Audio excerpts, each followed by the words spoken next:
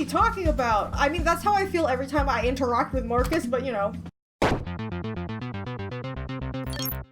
Hey internet, it's Jessica and welcome back to Red Embrace Hollywood. So, we are going to the Mavvar party and hopefully, you know, Markus and I don't get killed, but I have a feeling we'll be okay. It's just a matter of like other vampires aside from Randall who may not like us, but we'll see. We sped off towards the beach, guiding past the tourists and partygoers on their way to the clubs. Markus chatted warmly with me for most of the ride, bouncing through his usual whirly remarks. Oh, that's right. He suddenly paused mid-conversation, a smirk flitting across his lips. This is your second visit in a row to Santa Monica, yes? I wonder how eventful it will be compared to yesterday. You know about David. I'm not sure if you wait, you know about that dude? Well, I was the individual who brought you those nosy humans to the Red Queen's attention, but I don't plan making a habit of cleaning after your messes. Wasn't my fault he wasn't following me. I thought he forgot. Hopefully we won't make any more messes. I let him go. Well, we'll see. He is already something of a mess himself. A parasite's parasite, one might say. Poor David. Relaxing back against the seat, Markus let out a faint chuckle, shaking his head. For whatever reason, something about his smile seemed a little too smug. Did he set? I feel like he's the reason like that happened. He was just testing me. I don't know. A short while later, we arrived in Santa Monica. The car dropped us off near the beach, eagerly taking off as soon as the doors had closed.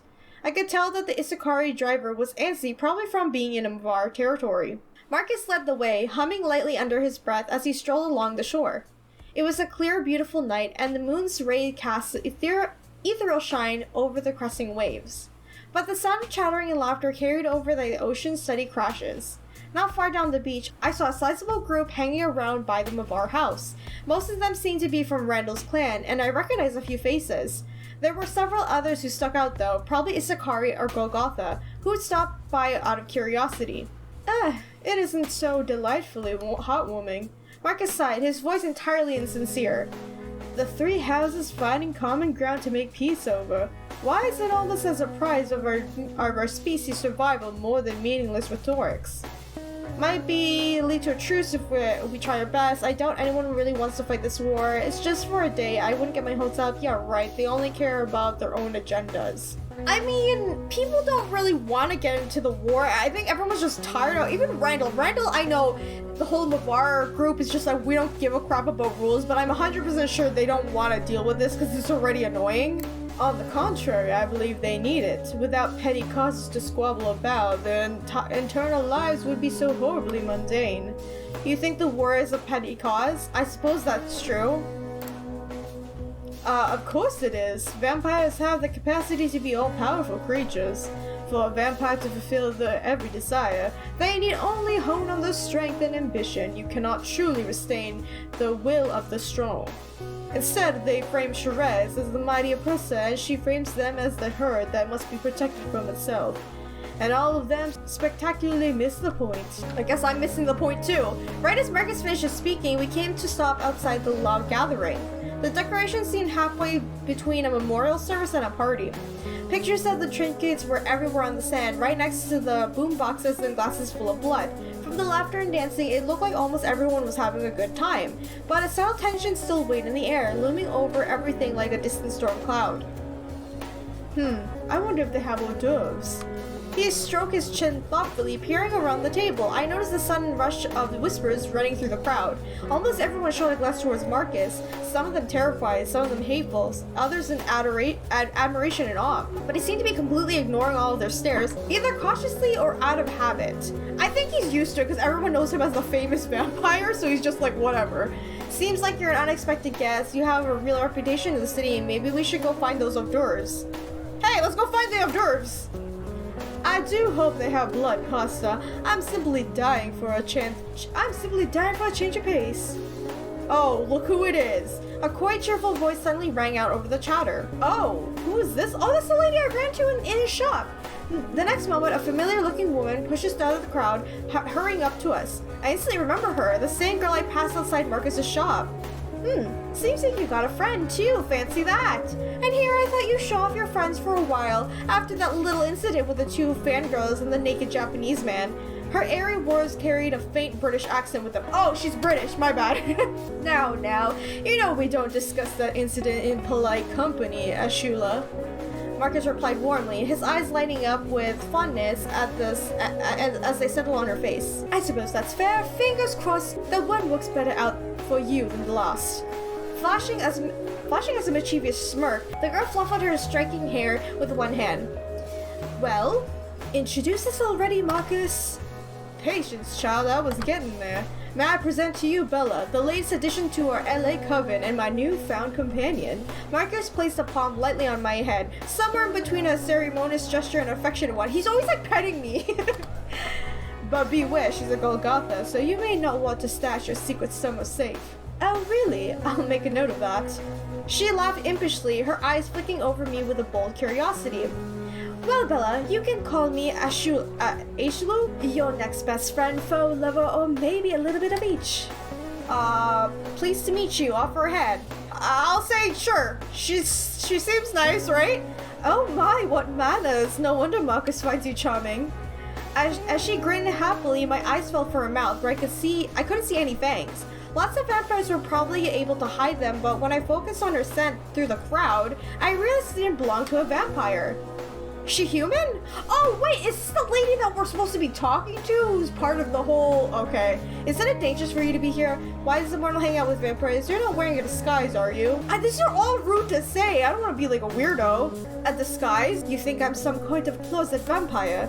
No, I'm quite human. The only human here, I think. Come to me respects and all that. Oh, that's right. Markus nodded, observing Ashula. I don't know how to say her name, damn it, with a raised eyebrow. The deceased Mavvar was your mistress, wasn't she? Yes, unfortunately. Ashula didn't look overly heartbroken, but her gaze flicked wistfully away from a moment. Jackie liked me, her favorite little pet blood. A lot of more than I liked her. Still, at least I knew she wouldn't drain me dry. And a fix is a fix. She shrugged, absently trailing fingers along her neck. So it is. Perhaps it's almost for the best that she... can't be happening. Yeah, if the queen would just give us what she was asking for, would it keep happening? Two voices suddenly yelled out somewhere. A hush ran over the crowd. Markus glanced towards the source of commotion, cracking his neck slightly. How could she be so evil? How many people gotta be killed before she finally gets it? Murmurs of agreement slowly rose up from the Mavvar. The rest of us already know we're all equal, but someone's gotta get through to her thick skull, huh? Someone else chimed in aggressively, rousing a few cheers in response. Yeah! Why don't we just tie her up, leave her in the sun? Isn't that what we all want? Yeah! Well, do it! All these fascists deserve to die! The crowd was quickly getting frenzier, swarming like a hive and pushing onto each other excitedly. The few Isakari and Golgotha saw were looking increasingly worried, trying to edge their way out of the loud mass. And people like you are making it worse. A short, red-headed man aggressively grabbed Markus's arm, shouting in his face. Pretend that you're all above it all. You don't give a shit about the others who suffer because it doesn't affect your little world, does it? You're pretty lucky, aren't you? Markus stared down at the angry Mavvar, listening silently. His expression seemed almost motionless, but there was something distinctly weary in his eyes. Here we go. It's nothing he's unamused to, I'm afraid. Ashula emerged beside me, letting out a rueful sigh. Seems like it always happens when I see him out and about these days. No wonder he's always tucked away in his shop, Why did I get so angry at him? Is it just the Mavvar who attacked Markus? He must have known this would have happened then. Why are they angry at him? A number of reasons, probably. He's helped with all three leaders at some point, probably at the same time, so quite a few people mistrust him. They think he's not taking this war too seriously, and of course, yelling loudly is bound to change his mind. She rolled her eyes, brow faintly knitting in frustration. Over her shoulder, I can see that Mavvar was still screaming at Markus, but now the crowd has woke up that I couldn't even pick out any specific words. Now is probably not the best time to mention this, but if you have a moment, darling. When I felt a small pat on my shoulder, I glanced back at Ashula. Sorry if I'm jumping to conclusions here, it's just the thing is... You're the first person I've seen him with in ages. She bit her lip for a moment, but not hard enough to contain a smirk. So if there's something fuzzy forming between you two, please don't think I'm some kind of love rival, alright? Just nipping it in the bud, rather than not to deal with a nasty confrontation for no reason. I prefer to get my fix with drama from a safe distance. Really? You mean you never... Oh, thanks for letting me know. It's fine, I'm not interested in like that. I mean, I kind of thought she liked him, but I guess they're just friends, right? I mean, I'm not, like, jealous or anything, because technically we're not even with Markus anyway. I'll just ask, you never been interested in him? With Markus? Oh, heavens, no! That would be like getting with my own father, and I've got no Electra complex to speak of, at least as far as I know. I thought he might have bitten you before, at least. Good to know. I was afraid we end up in a soap opera. I didn't really take him for the fatherly type. I mean, he's kind of got the preacher vibe, but you know. Okay, I'll just say, good to know. I thought we end up in a soap opera, because you need that. That's vampire soap opera. No soap here, darling. I think I'm too classy for that. Alicia came to a pause, flashing me a conspiratorial wink. She started leaning towards my ear and whispered something, and her eyes flicking furtively around us when... Whoa, cool it! You can't shout at the guy's face like that. Don't you know who you're talking to? Oh, it's Randall! A tall figure stepped out of the crowd beside us, frowning down at the Mavvar by Markus. Shout all you want, but not at Markus, for Christ's sake. Go on, get out of here. Yeah, sorry, okay. After a hesitant glance at Randall, the Mavvar let out a mumble apology and scurried away, disappearing into the crowd. Well, Randall shot his head, letting out a sigh. I figured this might get out of hand, just not so goddamn fast. I was doing my best to keep everyone calm. Didn't mean for you to go through that, Markus. No need to apologize. I'm always happy to be a source of entertainment. Shrugging, Markus nodded in the direction of the Mavvar had run off in. The queen can't be here herself, so I figured another cold body to shout out was needed. I can't recall the last time I've gotten so many death threats so quickly. Yeah, well, things are real tense after what happened. I don't know how much longer we can... Randall spoke, his eyes suddenly flicked onto me, whining sharply. Oh, hey Bella, I didn't even see you over there. Yo, doing okay? No one's been giving you shit tonight, I hope. Nope, I always feel neglected. Nope, it seems to be all on Markus. I always feel neglected! Huh, well, if any's a consolation, the night's still young. As Randall let out a faint chuckle, I noticed that a lot of intense looks aimed towards Markus. Although not all of them were angry, but if Randall hadn't been standing next to us, I had a feeling Markus would have gotten a lot more than just stares. If I'm gonna be honest, I wasn't expecting you two to show up. Definitely not together either. I guess Markus already swept you up in his pace, huh?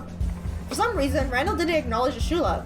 But when I glanced towards her, I realized she already slipped away from us.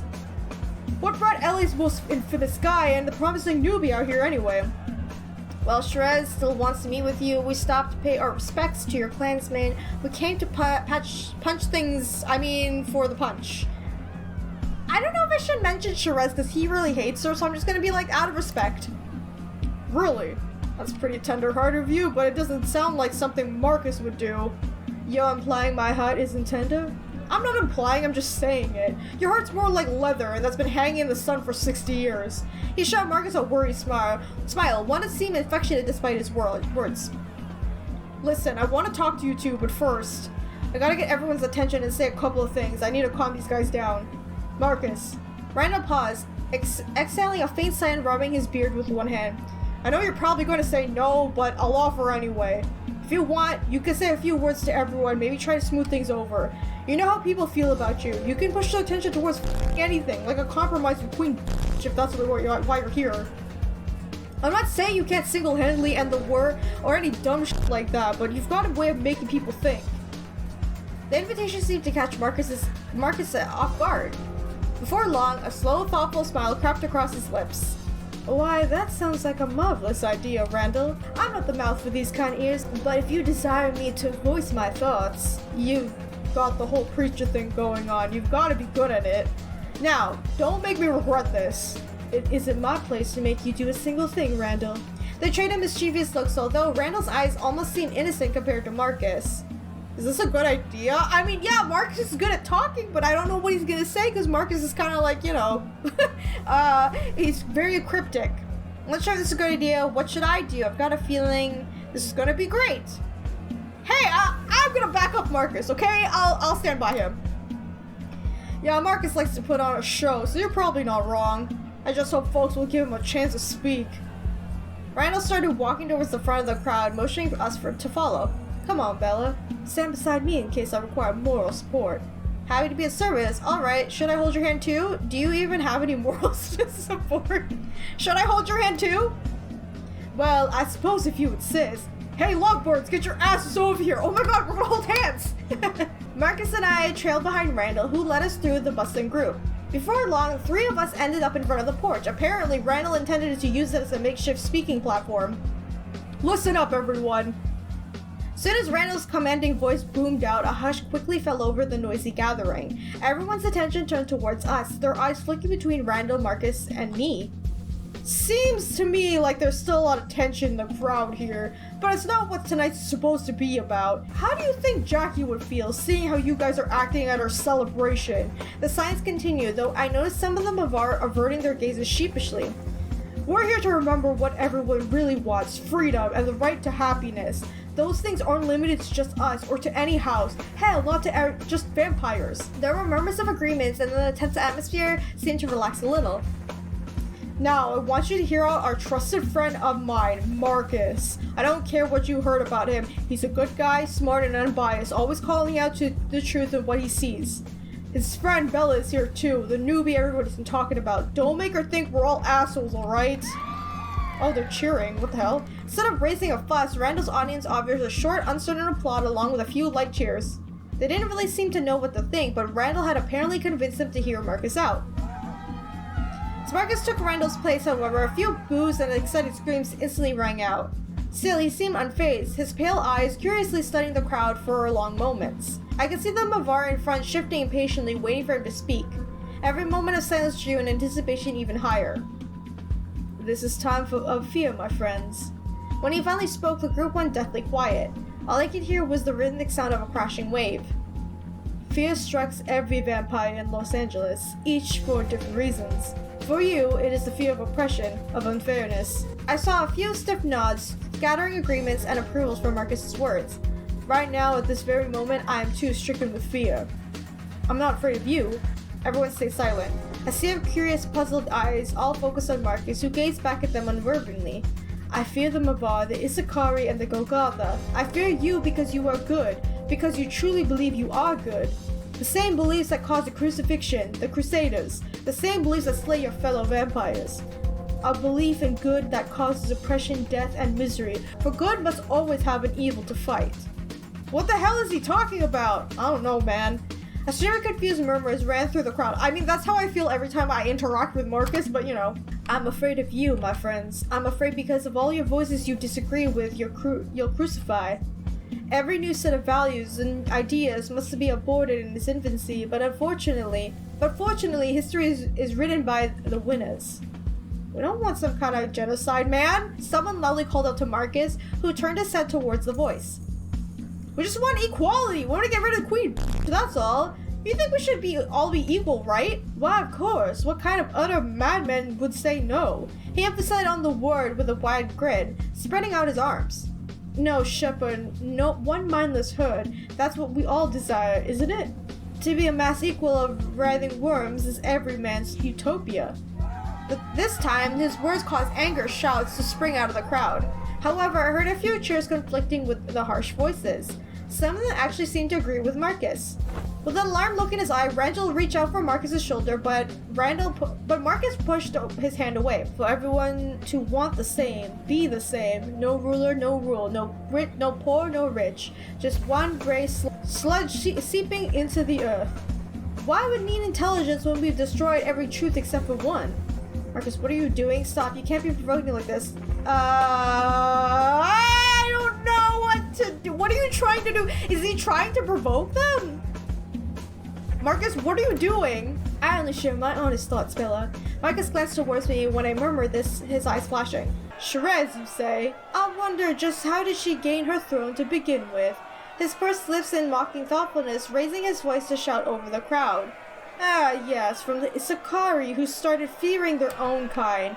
Their fear of you helped her rise, helped her stay in power. Give credit where it's due. He's right, there isn't just one person at fault. Are you idiot? Shiraz is the reason why Jackie's dead. The Mavvar started shouting at each other, their attention torn away from Markus. I noticed that a few Golgoth and Isakari in the crowd taking advantage of the confusion, hastily slipping away. I would do that too. I would just leave. Markus! Randall grabbed Markus' shoulder, jerking him back. What the hell are you saying? Are you hearing yourself? I didn't think you... Is this some kind of joke? You asked me to speak, Randall. Markus murmured in his reply, barely audible over the deafening crowd. I had kept silent until now, but for every reason you can see before you. But now it is time to peel the skin back, so the truth is revealed before Bella. Their gazes both flickered towards me, Randall's eyes filled with fury and Markus with satisfaction. You didn't have to whip the crowd into frenzy. What truth? You just ruined any chance of compromise. It was bound to happen, Randall. They really don't want peace. I mean, they both speak the truth, if I'm being honest. Because, like, yeah, Markus, that's how you get control of people. You ask them to fear you. And I guess the Mavvar want to be the most intimidating house so that they can have equality, right? And take down Shiraz and be like, hey, we're the new ones in charge now. I don't know if they want peace because they're always going to fight. The hell's wrong with you two? Can't believe you, Markus. I thought you. Ugh. With a disgusted growl, Randall turned away from us, dashing into the crowd. But even at his presence, didn't seem like it could calm down the pure chaos. Well, I do believe it's high time we depart. Stay close to me, Bella, so we might remain unscathed. Markus beckoned me along, then stepped off the porch. I didn't have much of a choice but to follow him, so I did, wading into the frenzied group of Mavvar. You traitor! No, I swear declared, really! As I traced Markus's coattails through the crowd, the heated voices of two girls clashed beside me. You piece of... You can't support us and disagree with that... I do, I mean, I don't agree with him, I just... Ugh! Over the Mavvar's shoulder, another of the group stomping on her head. Oh my god! The fallen one, who looked much stronger, seemingly unwilling to fight back, curling up defensively as the smaller girl kicked her over and over again. What do I do? I mean, I want to help, but I feel like I would get my ass beat because I'm new. I gotta follow Markus. I stayed close to Markus' side, ignoring what wasn't my fight. From the way that things looked, they'd probably just jump both of me if I intervened. We both hurried away from the group together, where everyone was too absorbed by the infighting to give the chase. Their shouting grew more and more distant, until finally we managed to reach the quiet street again. A shame, truly. As we put a safe distance between ourselves and the beach, Markus heaved a disappointed sigh. After all that, I never thought I had a chance to see the hors d'oeuvres. I really can't understand you at all, Markus. It definitely was a mess. A fun, disastrous mess. Shiraz isn't gonna murder us both, isn't she? I mean, that's... like, we're in the middle of the chaos, and it's just like, I don't even know who to side anymore. Because, like, this guy was just saying, like, oh, it's pointless, like, the war's petty, then all of a sudden, like, hey, guys, fight each other. I mean, that was interesting. It's between these two. I'll just say it's fun. I mean, because it's interesting to see it unravel, right? Because, like, everyone is saying what everyone is believing. It kind of contradicts their whole message. I'm delighted you agree. It was something that had to be done, so I simply took upon myself to do it. Consider this, Bella. If they truly desired a compromise, how could those few shaky words of mine cause such an upheaval? A mere taste of controversy was enough to divide them, as you saw for yourself. Yeah, see, exactly, yeah, they're all contradicting themselves. He motioned in the air as we walked together down the street, heading away from the beach. To build a truce from empty rhetorics like theirs, why is it like building a castle of salt? The slightest argument could cause the Mavvar and the Isakari to clash, raising everything to the ground.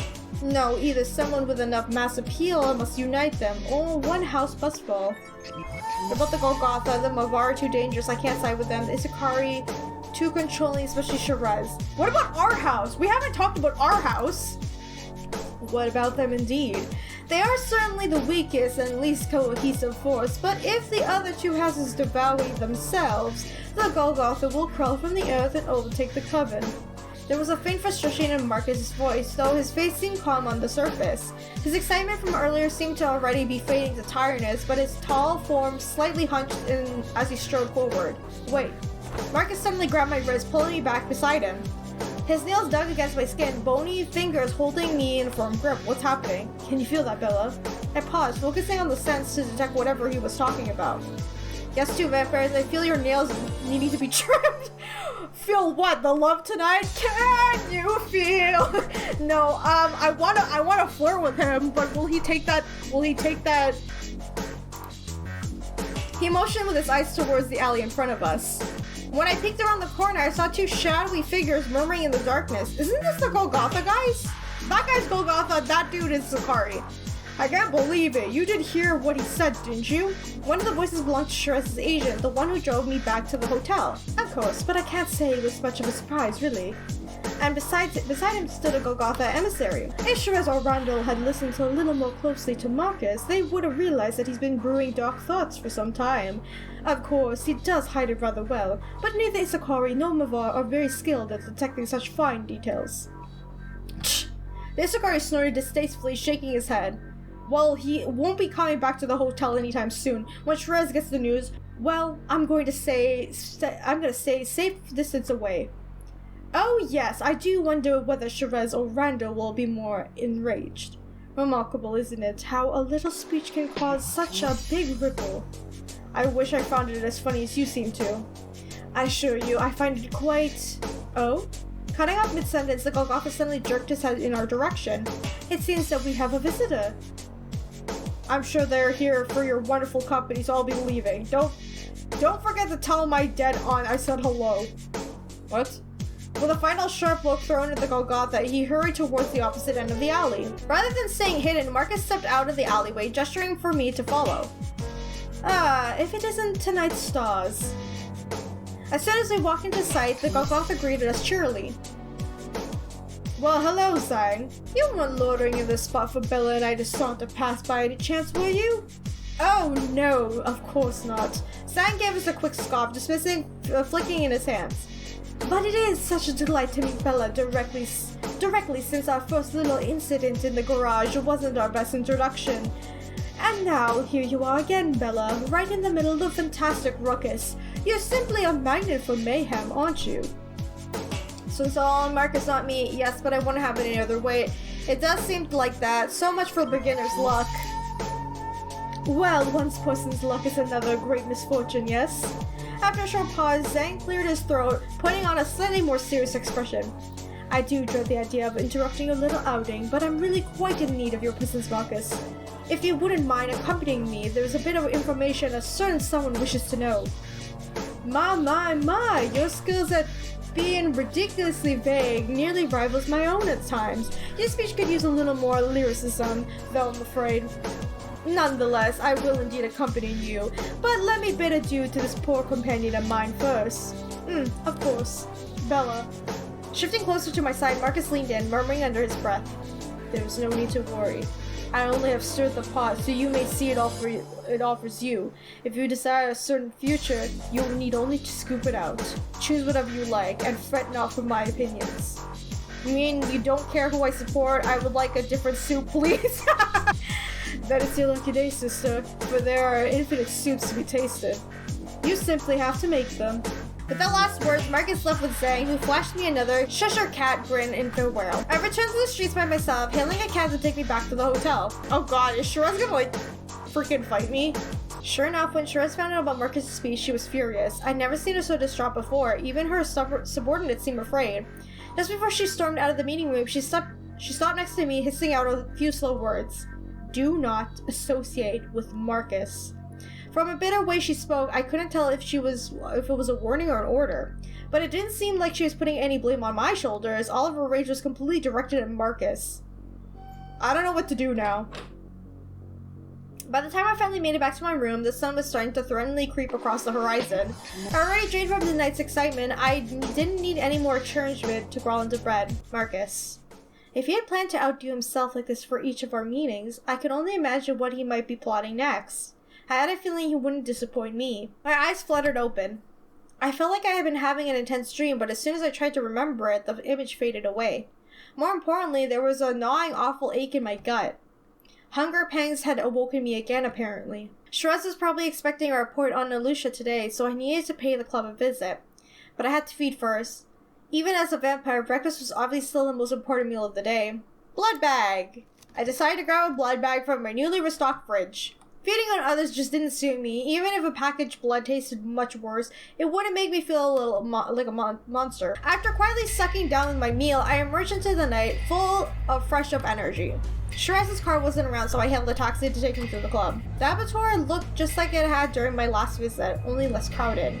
Out of the dark corners, plenty of people still slid around grinding on each other and making out in the dark corridors, but it looked like I was too early for peak hours.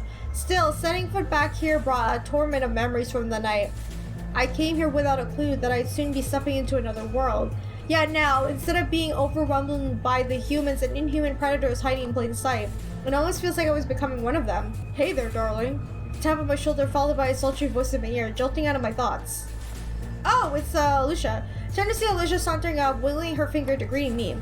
Why, hello there, Bella. Didn't expect to see you popping up again so soon, I must admit. How are you, darling? Getting along with all the other big bad vampires?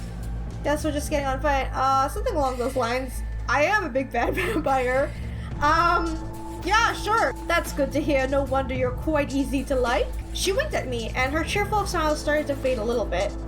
I'm just glad you're all right after the fiasco at the beach. Phew, what a mess.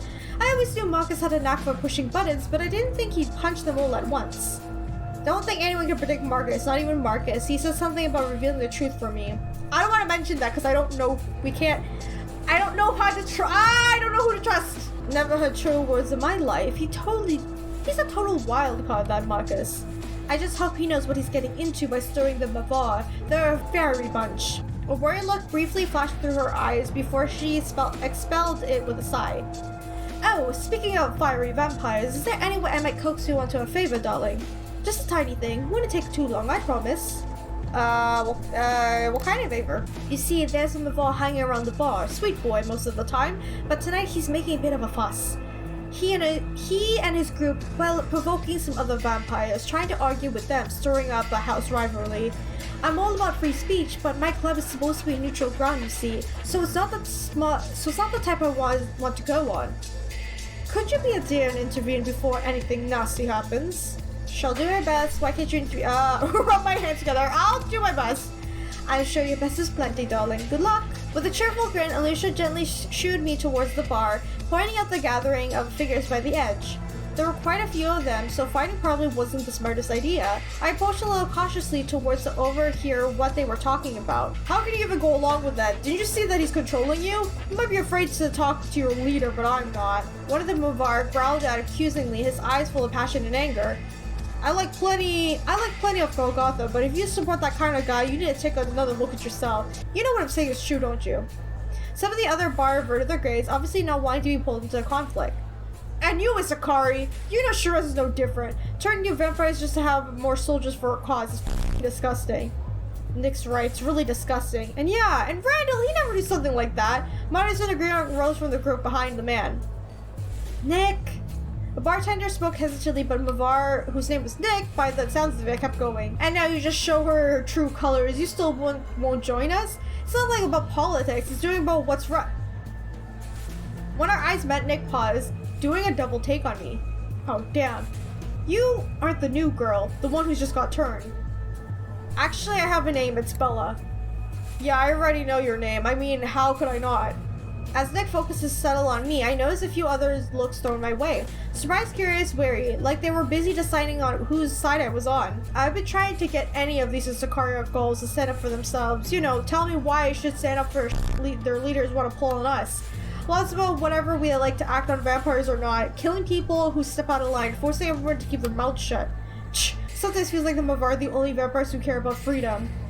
Like, we can all care, people just have different ideas of freedom. I like freedom, but you made your own chains.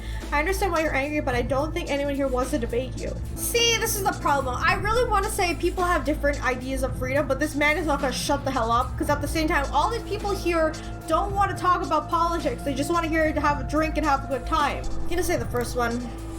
Yeah, that's right, but actions speak louder than words. If we don't stand up for our beliefs now, what happens when Shiraz keeps putting on more and more rules on us? Can't just even speak our minds anymore? He let out a passionate sigh, ruffling back his hair, his shaggy hair. I'm not here to stir up trouble just for the hell of it, but sometimes you gotta push situations to get any results. This is a coven. We're like an organism. Everything affects everything else. And you're part of it now, Bella. You understand that, right? Take a stand for my beliefs when I think it's the right time. Honestly, I don't really want to get involved. I got myself worried about that's playing down. When the time is right. You will, huh? Well, that makes me feel better. At least I know you can stand up for yourself, and you didn't get brainwashed by Sherez. I know I'm not wasting my non-existent breath on the Isakarian gulls here, but you seem smart enough to not buy the bullshit. We were about to head out to the beach anyways. I think you should come by sometime. Less of your cronies running around. Alright, come on guys, let's get out of here. I diffuse the situation. As Nick offered, I noticed the Isakarian gulls giving me long disapproving looks. But the Mavvar flashed me warning grids on their way out. A few of them patting my shoulder as they passed by. Great, now the other people hate me. It's like I don't win no matter what I do. Leaving behind the bar, I wandered back through the dance floor, searching for Alicia. As soon as I spotted her standing on the wall, chatting with a man in something very close to a gimp suit, she quickly waved him off and moved closer, welcoming me with a bright smile. When our eyes met, for a split second, I thought I saw a beautiful and raging flame. Seems like your diplomacy did the trick, darling. Very nice. Now you've taken care of that nasty business. Why didn't you tell me what you really came here for? I'm all ears. She leaned in close enough to comfortably talk without shouting over the music, and I caught a whiff of her rosy perfume. To negotiate an information deal, Sherez Locke wants you to report to the club. No, I'm not gonna outright say it. Negotiation deal. A deal? Whose deal? Just what kind of information? This sounds a bit ominous. Sherez wants to know about the vampires meeting here. It is. Sherez wants you to spy on the vampires here. See, again, she doesn't want to get involved because, again, her club is supposed to be neutral. So it sounds bad, doesn't it? That, like, we're trying to spy on people? Sherez. Oh, right, Sherez. Yes, my mistress always called her queen, like Randall seems to fond of doing. So, Locke wants to know what's happened around the club. Is that it? It's true. A lot of your folks come in here, usually looking for a quick bite. She has good timing. A week ago, I would have been able to say yes. My mistress Jackie, she hated Locke, though she was the devil in a dress. But after what happened to her, well, she really left me in quite a tight spot. Alicia had us pause for a breath. She took over her opportunity to say something. You're in a tight spot. Why? That's unfortunate, Alicia, but I really need your answer. Why are you in a tight spot? Oh, I'm so glad you asked. Alicia winked coyly at me, twirling one of her strands of hair around her finger. Well, the truth is, the delightful feeling of being fed up upon can easily start to get a little addictive. In fact, the only reason I stuck around my mistress for so long was because I needed my fix, so to speak. It's been quite awful without it. You have no idea. So I need someone to take a bit of blood from me now and then. No strings attached, just one win for a giver and taker. Didn't take a Jesus to see what she was getting at. She wants me to bite her. Well, want me to take care of you? I could send someone over to help you. Sorry, there's not much I can do for you. That's your problem, not mine. I mean, I didn't want to keep David because I didn't want to keep a blood pet because I thought that was kind of weird. But she's not exactly gonna be living with me. I would just have to take blood once in a while. I guess it's not that bad. I don't know. We'll try. Would you really? Oh, I'd be so grateful. Gasping in delight, she stood on her tippy toes to deliver a light kiss on my cheek. Here's my card. Call me whenever you please, and I'll be over to the hotel in seconds flat. Oh, and if you ever need anything from me, just ask, darling. Juicy's gossip, pulling strings, or maybe you'd like to pull my strings sometime. Oh, okay. I mean, you know, you're pretty, so maybe. Really like to. It's like you read my mind. Our next time will be fun, no doubt about it. I only pull men's string, but I still feed from you.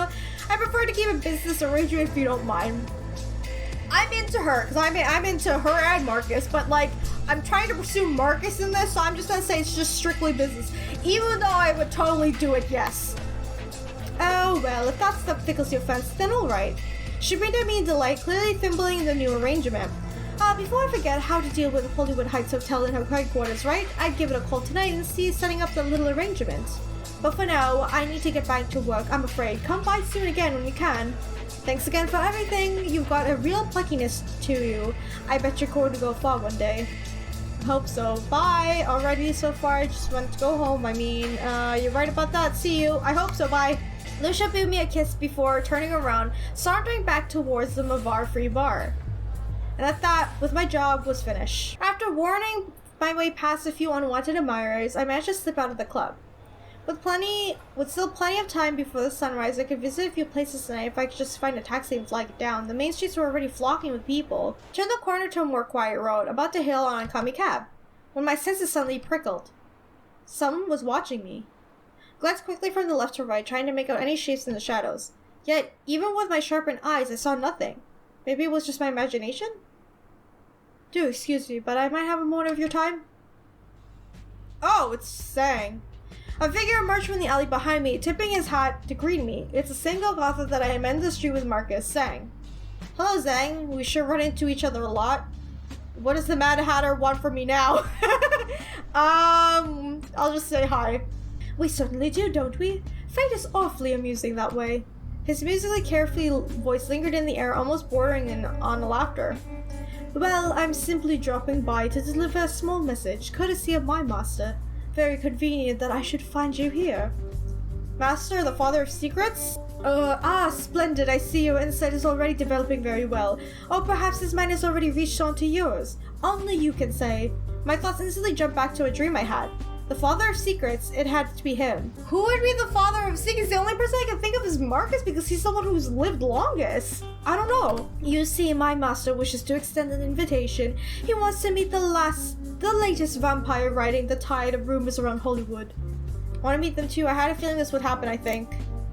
It wouldn't be surprised. Doopy's premonition is just one of the many talents.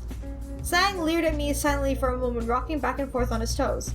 After word spread about your partnership with Miss Locke, your disruption of our meetings with the Mavvar, your association with various powerful vampires, well, only rarely seen novated with such exciting start. It was only a matter of time before you attracted attention, especially my master's. I don't think it is. Maybe it's Marcus's master too. I don't know. The leader of the Golgotha? He stressed the first words poignantly, holding on to the second syllable long enough for his fangs to stick out and shine. Want to be the father of secrets? Where can I find him? When you're saying master, I get goosebumps. Are they good or bad? I'll consider the offer.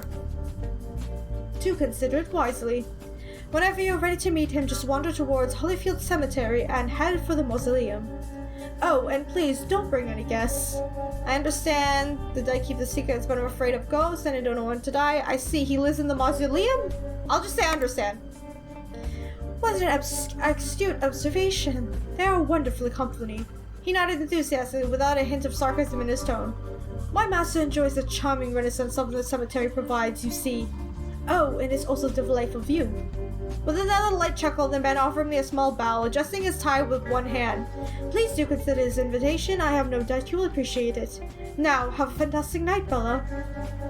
Thanks. Same to you. He bowed again, this time more deeply before slipping back in towards the alley.